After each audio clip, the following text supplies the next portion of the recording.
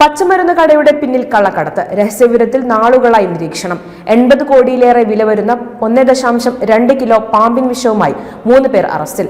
ജാർഖണ്ഡിലെ പാലമു കടുവ സങ്കേതത്തിൽ നിന്നുള്ള സംഘം വൈൽഡ് ലൈഫ് ക്രൈം കൺട്രോൾ ബ്യൂറോയും ചേർന്ന് സംയുക്തമായി നടത്തിയ ഓപ്പറേഷനിലാണ് അച്ഛനും മകനും അടക്കം 3 പേർ പിടിയിലായത്.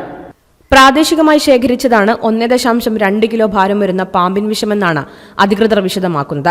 കള്ളക്കടത്ത് ലക്ഷ്യമിട്ടായിരുന്നു പാമ്പിൻ വിഷം ശേഖരിച്ചത്. ഇവരിൽ നിന്ന് 2.5 കിലോഗ്രാം ഭാരമുള്ള ഈനാമ്പേച്ചിയുടെ ചെതുമ്പലുകളും ഇവരിൽ നിന്ന് കണ്ടെത്തിയിട്ടുണ്ട്. കൂടാതെ പിടിച്ചെടുത്ത വിഷം ലാബിലേക്ക് പരിശോധനയ്ക്കായി അയച്ചിരിക്കുകയാണ്. 20 ലക്ഷം രൂപ വില വരുന്നതാണ് ഈനാമ്പേച്ചിയുടെ ചെതുമ്പലുകൾ. ബീഹാറിലെ ഔറംഗാബാദ് സ്വദേശിയായ 60-കാരൻ മുഹമ്മദ് സിറാജ്, മകനും 36-കാരനുമായ മുഹമ്മദ് മിറാജ്, ഹരിഗഞ്ച് സ്വദേശിയായ രാജുകുമാർ ഷോണ്ടിക് എന്നിവരാണ് അറസ്റ്റിലായത്. ഹരിഗഞ്ചിൽ പച്ചമരുന്ന് കട നടത്തുന്നയാളാണ് 50-കാരനായ രാജുകുമാർ ഷോണ്ടിക്. പ്രാദേശികമായി അച്ഛനും മകനും ചേർന്ന് പാമ്പിൻ വിഷം ശേഖരിക്കുന്നതായി രഹസ്യവിവരത്തെ തുടർന്ന് നടത്തിയ പരിശോധനയിലാണ് അറസ്റ്റ്. ഇതിന് പിന്നാലെ ഇവർ രണ്ടുപേരും ദിവസങ്ങളായി നിരീക്ഷണത്തിലായിരുന്നു. ബീഹാറിൽ നിന്നാണ് അച്ഛനും മകനും അറസ്റ്റിലായത്. ഇതിന് പിന്നാലെയാണ് രാജുവിനെ ഹരിഗഞ്ചിൽ നിന്നും പിടികൂടിയത്.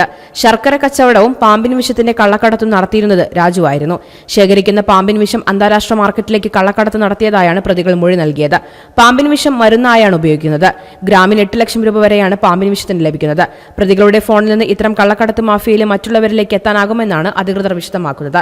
ചൈന, വിയറ്റ്നാം അടക്കം നിരവധി രാജ്യങ്ങളിൽ മരുന്നിനായാണ് ഈനാമ്പേച്ചിയുടെ ചെതുമ്പലുകൾ ഉപയോഗിക്കുന്നത്. News desk, media vision.